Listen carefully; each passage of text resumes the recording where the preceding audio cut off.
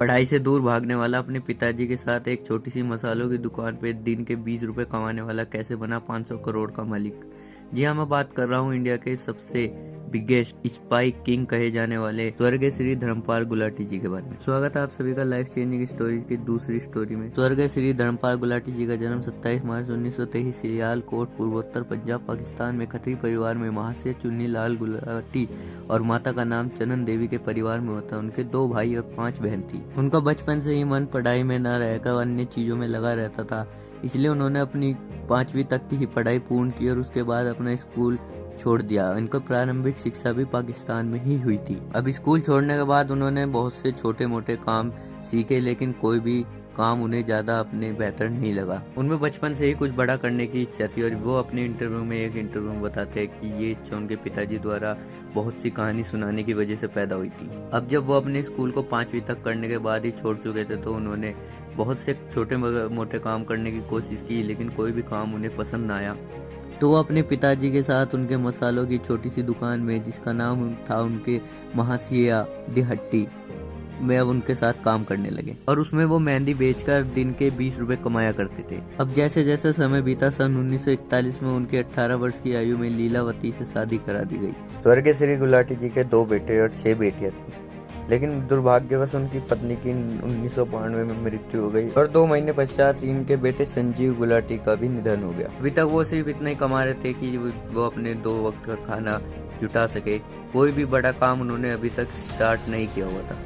उनकी जिंदगी में सबसे बड़ा बदलाव तब आया जब 1947 में भारत और पाकिस्तान का विभाजन हो गया। विभाजन के बाद वो दिल्ली आए, जहाँ पर वो अपनी भतीजी के घर रुके, जहाँ पे ना बिजली था, ना पानी था, ना ही शौचालय था। अब पूरे परिवार की जिम्मेदारी उन्हीं के कंधों पर थी। जब वो भारत आए थे तो उनके पास कुल 1500 रुपए थे। उस जमाने में 1500 रुपए भी बहुत होते और बहुत नहीं भी होते। अब सिर्फ उस 1500 रुपए से उन्हें अपने पूरे जीवन को बदलना था। अब उन 1500 रुपए से उन्होंने सबसे पहले 650 रुपए की एक घोड़ा गाड़ी खरीदी, जिसमें वो यात्रियों को एक जगह से दूसरी जगह ले जाकर काम किया करते थे। ये काम उन्होंने सिर्फ 1 साल तक ही किया। 1948 में उन्होंने उसे अपने टांगे को बेचकर करोल बाग में पहली छोटी सी वही अपनी पुरानी मसालों वाली दुकान को खोल लिया और उनका मसालों का बिजनेस बहुत ही अच्छा चलने लगा। तो उन्होंने एक और छोटी सी दुकान 1953 में चांदनी चौक में भी खोल डाली। इसके बाद उन्होंने सन 1959 में पहला दिल्ली में कीर्ति नगर में मसालों का कारखाना और धीरे धीरे एमडीएच विदेश में और दुनिया में बड़े बड़े ब्रांड्स में शामिल हो गया। अब अगर उनके अचीवमेंट की बात करें तो 2016 में उन्हें ABCI वार्षिक पुरस्कारों में इंडियन ऑफ द ईयर नामांकित किया गया था और 2017 में स्वर्गीय श्री गुलाटी जी को लाइफ टाइम अचीवमेंट के लिए उत्कृष्टता पुरस्कार भी मिला हुआ है। 2019 में उन्हें भारत के राष्ट्रपति रामनाथ कोविंद द्वारा भारत के 3रे सर्वोच्च नागरिक पुरस्कार पद्म श्री से सम्मानित भी किया गया है और इनके नाम एक सबसे बुजुर्ग CEO होने का भी रिकॉर्ड दर्ज है। अब अगर उनकी संपत्ति की बात करें तो उनके पास MDH की 80% हिस्सेदारी थी, 1 अस्पताल और 15 कारखाने और साथ में 20 स्कूल भी थे। 2017 में वे सबसे अधिक वेतन पाने वाले CEO भी बने, 21 करोड़ प्रति वर्ष।